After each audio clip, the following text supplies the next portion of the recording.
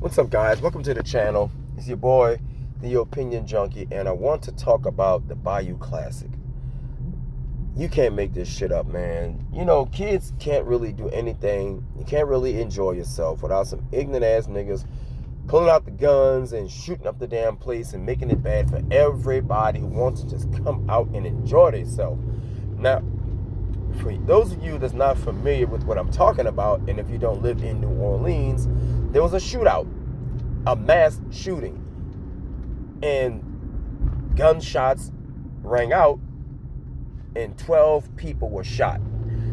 2 out of 12 are critically wounded right now as we speak. And you know, I always hear people say that, you know, here come the ignorant crowd. Here come the ignorant crowd. The locals dread the Bayou Classic because it brings a younger crowd of people.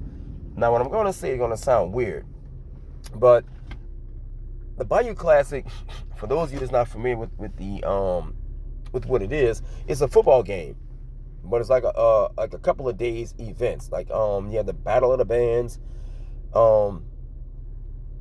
Friday night, and you have the parade Friday morning. It's a marching parade. You know, St. Aug and a couple of marching bands come through, and both the college king and queen and stuff like that.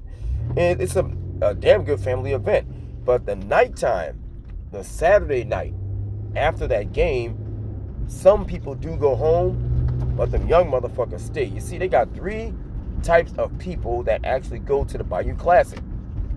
And what happens is you have the alumni who bring their kids with them, and they go to all the events, right? Then you have the basic fans, and those fans are like the relatives of the ball players on the teams. And then you have the tag-alongs, and these are the folks who really don't come to the game.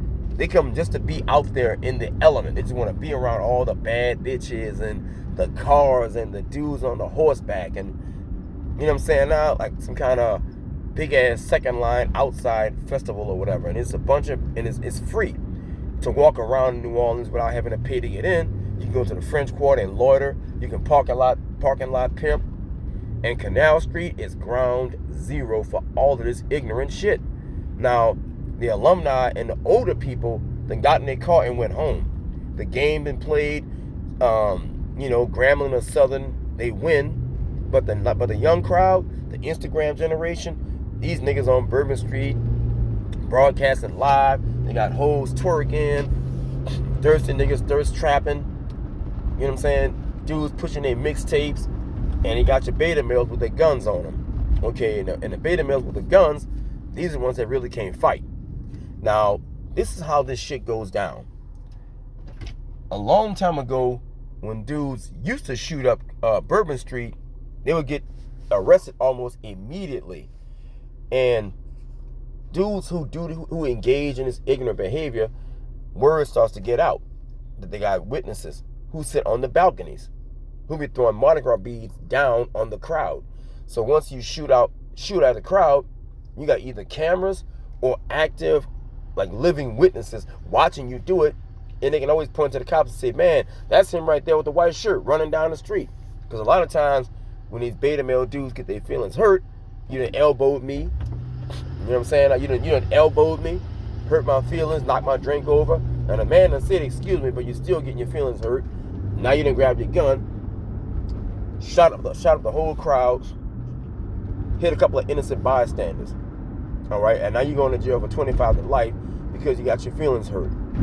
All right, now the reason why a lot of these guys, they stopped shooting on Bourbon Street is because of the witnesses. Now Canal Street is even worse because Canal Street is bumper to bumper people, elbow room. Canal Street is like another Mardi Gras, and you're a complete dumbass if you're driving a car, because if some gunshots ring out, you can't drive.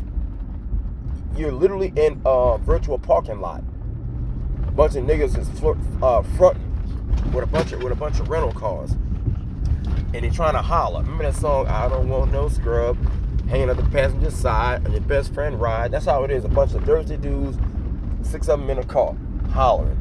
A couple of young people who go to college come out, but they kind of like bring this. They kind of go in about 8 o'clock, 9:30. The 3 o'clock in the morning on Canal Street, when the shots rang out, the cops thought that they were being shot at.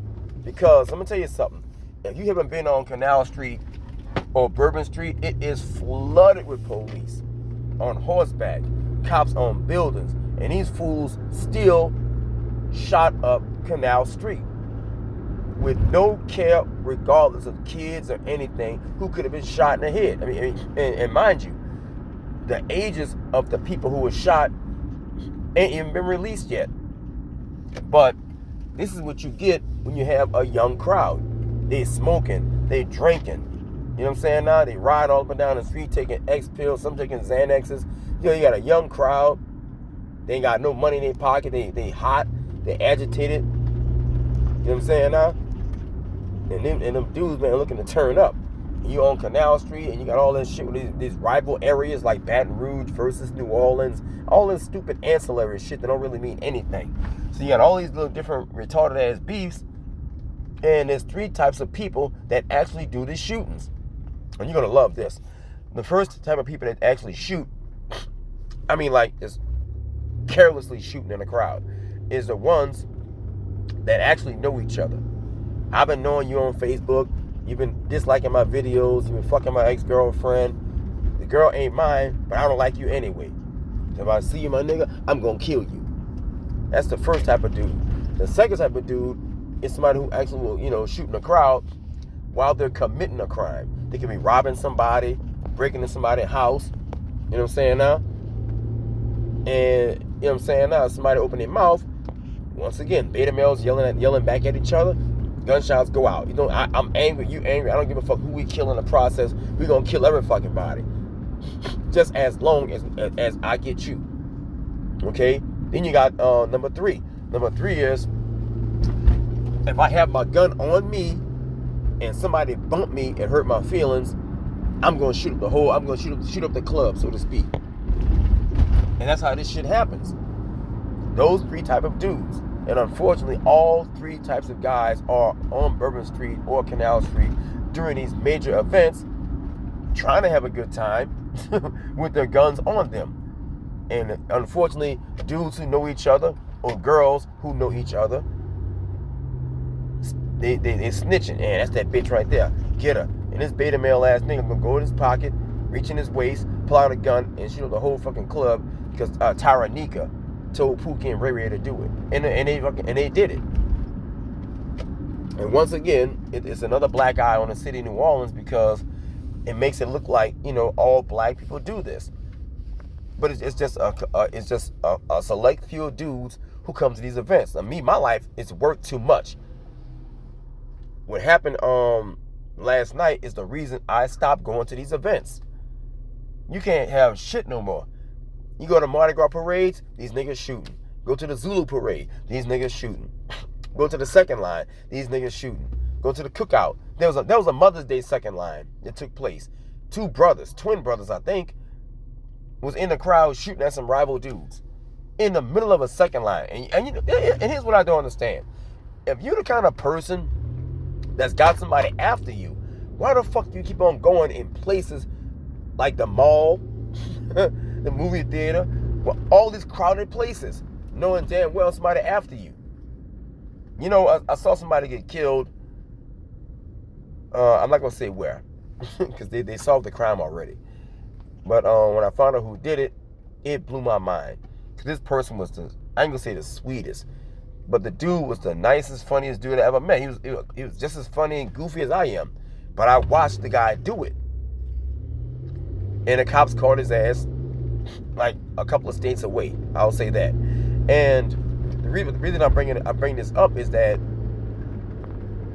the shootout took place at 3:55 in the afternoon when all of our kids was getting off the bus. Now, the reason I picked this particular case in particular is that once the guy was pronounced dead on the scene, the sister of the guy showed up and she was fussing and saying, my brother was just telling me, you know, she was of course like yelling out loud, and being rambunctious, saying, yeah, man, he told me if I get killed tonight, you know who did it. So apparently, and he had texted this, like on some Tupac shit, like, you know, prophesied his own death, saying, hey, bro, just letting you know, if I end up dead, you know who did it. So a lot of these guys who have somebody after them, they know that someone's after them, but they'll still go to parties, cookouts, and go to places, you know, instead of like staying on the run, on a low, keeping your head down, they go to parties, cookouts, parades, and just go places where there's always somebody, and then, you know, you at the car wash, or you're pumping gas or whatever, somebody see you, and of course y'all get into a shootout, any bystander is there, fuck them. A bullet ain't got no name on it. Welcome to the hood, guys. I'm out of here. Peace.